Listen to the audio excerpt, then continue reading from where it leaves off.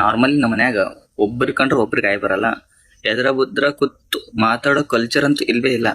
ಆದ್ರ ಅಪ್ಪಿ ತಪ್ಪಿನ ಒಂದು ತಪ್ಪು ಮಾಡಿ ನಂತ ಗೊತ್ತಾದ್ರೆ ಸಾಕು. ಲೈಕ್ ಹಾಲು ಕುಡ್ಸಕತ್ತಿರ್ತಾರ, ಸಡನ್ ಆಗಿ ನನ್ನ ಕಣ್ಣು ಮುಂದೆ ಏನಾದ್ರು ಚೆಲ್ಲಿದ್ರೆ ಸಾಕು, ಇಲ್ಲ ಊಟ ಮಾಡೋದ್ನ ಆಕ್ಸಿಡೆಂಟ್ಲಿ ಒಂದು ಪ್ಲೇಟ್ ಕೈಯನ್ನು ಜಾರ್ ಬಿದ್ರು ಅವ್ರು ಎಲ್ಲಿ ಇರ್ತಾರ ಏನೋ. ಲೈಕ್ ಬಾಂಬೆ ಅಮೇರಿಕದಾಗಿದ್ರು ಸರಿನೇ, ಎಲ್ರು 4 ಜನ ಅಸೆಂಬಲ್ ಆಗಿ ಒಬ್ಬರಿಗಿಂತ ಒಬ್ರು ಯಾವ ರೇಂಜಿಗೆ ಬೈತಾರ ಅಂದ್ರ ನಾವು ಏನ್ 4 ಸುಳೆ ಮಕ್ಕಳಿಲ್ಲ, ಒಂದು ಪ್ಲೇಟ್ ಕೈಯ ಹಿಡ್ಕೊಂಡ್ ಬರೋದಾಗಲ್ಲ ನಿನಗ, ಹಂಗ ಹಿಂಗ ಮತ್ತೆ ಚಾಲು ಮಾಡೇ ಬಿಟ್ಟಿರ್ತಾರ.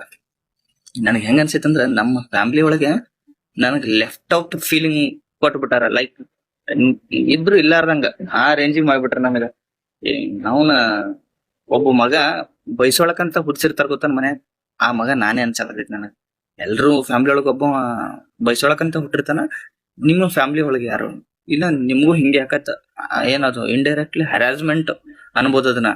ಆದ್ರೆ ಏನ್ ಮಾಡ್ತಿ, ಹಂಗ ಏನಾರ ಕಂಪ್ಲೇಂಟ್ ಕೊಟ್ರ ಮನ್ನಿತಿ ಕೂಳ್ ಹಾಕತ್ರ ಅದನ್ನು ಹಾಕಲೇನ, ಹಂಗೆ ಒದ್ದು ಹೊರಗೆ ಹಾಕಿಬಿಡ್ತಾರತ್ತೆ. ಸುಮ್ ಮನ್ಯಾಗ ಅದೀವಿ. ಮಕ್ಕಳಿಗೆ ಕ್ಯಾಕರ್ಸಿ ಹೊರಗಡೆ ಹೋದ್ರೆ ನಮ್ಗೆ ಅವಮಾನ ತಡೆಯಕ್ಕಾಗ್ತಿಲ್ಲ. ನಮ್ಗೆ ಇತ್ತೀಚೆಗಂತೂ ನಮ್ಗೆ ಆಗ್ತಾ ಇಲ್ಲ.